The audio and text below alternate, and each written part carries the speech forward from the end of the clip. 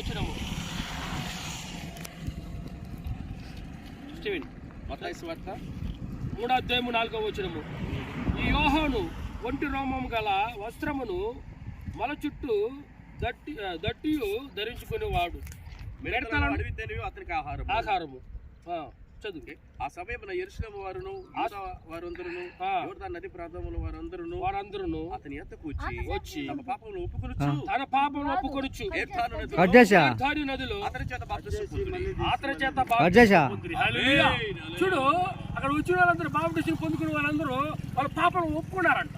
ఇంకా మేము పాపం చేసాము, అలాగే పాపం చేయకుండా మేము ఇక వదిలిపెట్టేస్తామని ఒప్పుకొని వాళ్ళు బాప్తిస్మం పొందారు. ఇంక మీద మీరు ఇక బాప్తిస్మం పొందినప్పుడు ఏ పాపం లేనివారు, ఏ శాపం లేనివారు, ఇంక మీద మనము దేవుని కృపలో ఉండాలా. ఎంత కష్టం వచ్చినా, బాధ వచ్చినా, ఇరుకు వచ్చినా, ఇబ్బంది వచ్చినా, అనేక సమస్య వచ్చినా దేవుడు మహాశక్తి మొదలు సజీవుడే ఉన్నవాడు. ఎప్పుడు మనతో పాటు ఉండేవాడు. అతను మనం కష్టం అతను ఒకసారి తెలియపరిచినప్పుడు ఆ కష్టం నుంచి మనిషి గారు చెప్తే ఎవరు వాటిని జరిగింది దేవుడు మాత్రం విడిపిస్తాడు. ఎలాంటి స్థితి అయినా అది అసాధ్యమైనా కూడా దేవుడికి సాధ్యం. ఎందుకంటే ఈ లోకంలో ధనం ఉన్న దగ్గర మన మనుషులను ప్రేమిస్తారు, ధనం పోయినాక ఎవరు మనల్ని ప్రేమించరు.